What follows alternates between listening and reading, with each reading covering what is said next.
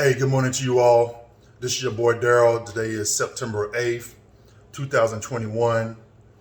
Time is approximately about 11:45 a.m. Eastern Time Zone.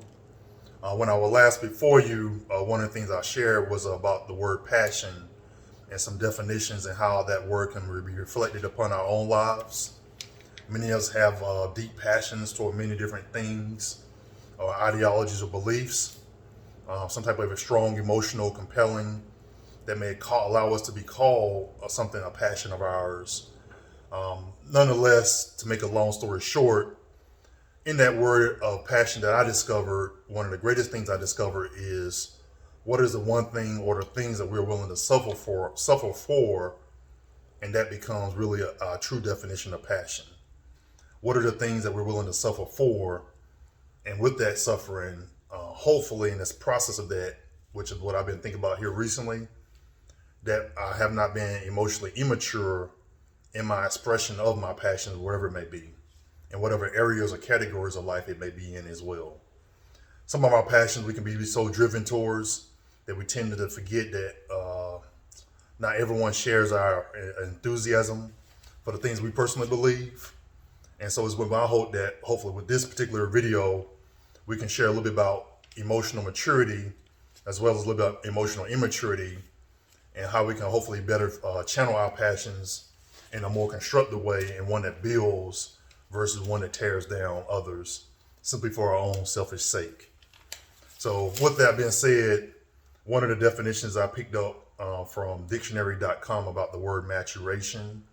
And like I said, this started because I was just really reflecting upon myself and my own personal growth, even over the past week, over the past years. I revisited some goals I wrote for myself.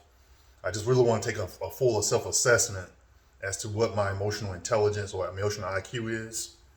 I know some days I've done very well in my focus and discipline of my maturity and growth, but I've also been very neglectful and also taking many things for granted in my emotional immaturity of my passions as well. And as a result, some of those actions have caused hurt and pain for others, frustrations, undue hardships. We all have our mistakes we can look at in life because we're not perfect as humans, but yet we can really take these opportunities to learn from them and really build on them to hopefully make our lives better in the future so we can avoid those pitfalls and better yet, help our children to avoid some of the same pitfalls we as our parents or we ourselves have gone through. So maturation is defined as the process of reaching a stage of full or advanced development. The word is often used to refer to the process of a person developing physically or starting to act more grown up.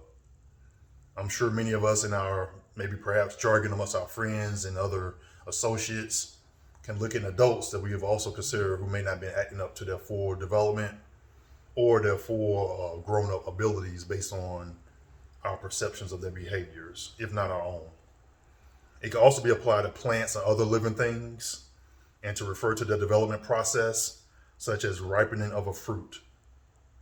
The APA Dictionary of Psychology defines maturation as the biological process involved in the organism becoming functional or fully developed.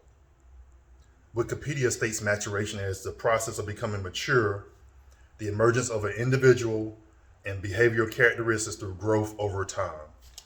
And like I say, for myself personally, at 45 years young, I can still attest that I'm still growing to this day. And each and every day, as I really take account to my own life and my actions that have impacted others.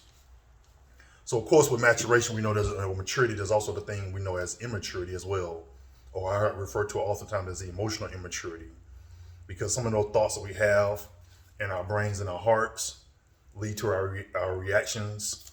And for every action that we have, there's a reaction, good or bad. So hopefully we can mitigate the negative and increase more positive.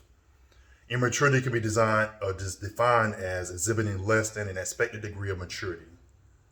It can also be defined as lacking complete growth, differentiation, or development. WebMD defines emotional immaturity this way, and this is based partly on the American Psychological Association, that emotional maturity as a high and appropriate level of emotional control and expression, where emotional immaturity is a tendency to express emotion without restraint or disproportionately to the situation. Some people may say we've overreacted. In some people's situation, we've just been plain out ignorant because our perception of what may have happened may not have had the full information to really make a sound judgment. And so we react, overreact, or act in a way that's disproportionate to the situation. And that can also be deemed as emotional immaturity as well. Some of the emotional behaviors and ways to deal with this emotional immaturity, they define as impulsive behavior is one of the signs we can see.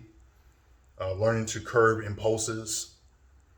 Demanding attention is another sign of emotional immaturity, mostly bad or negative. We know people that way that will do anything to get the attention of others, even if it means deflecting or taking away from someone else. Name calling or bullying. Avoidance is another sign of emotional immaturity. That's one I know I can identify myself with pretty keenly. One of the things when you look at avoidance can be people that may have avoidance in relationship, careers, and or investments. Mine particularly has been in the world of, in the way of emotion avoidance.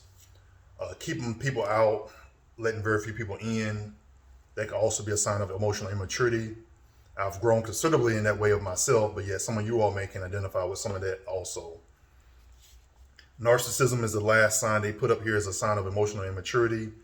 That's people who always want things their way. Unfortunately, I can admit that I've been guilty of that as well. Sometimes it's just due to a narrow scope of thinking. Sometimes it's just due to not having enough information. Sometimes it's based on that passion I have that I believe so much in that I may just have been a little bit, I will use the word ignorant for lack of better words, of the full scope in which my passions and dreams may take away from others. Ways to deal with emotional immaturity. This is one of probably the most important things when it comes to emotional immaturity as well as emotional maturity is communication, talking honestly about our behaviors or other person's behaviors, being positive, praising when praise is warranted. Positive reinforcement always is encouraging and always goes a long way versus judging and criticizing, and adjusting. Another way is to deal with emotionally immature situations. Adjusting, not everyone will change.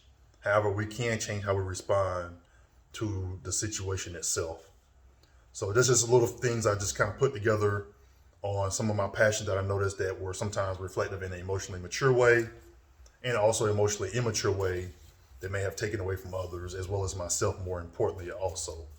So with that being said, feel free to leave any comments you may have, any feedback about some of the maturity or immature things we have done in our lives and how we can learn from those things to become better, particularly as fathers, as men, so that we can raise stronger and stronger children, of course.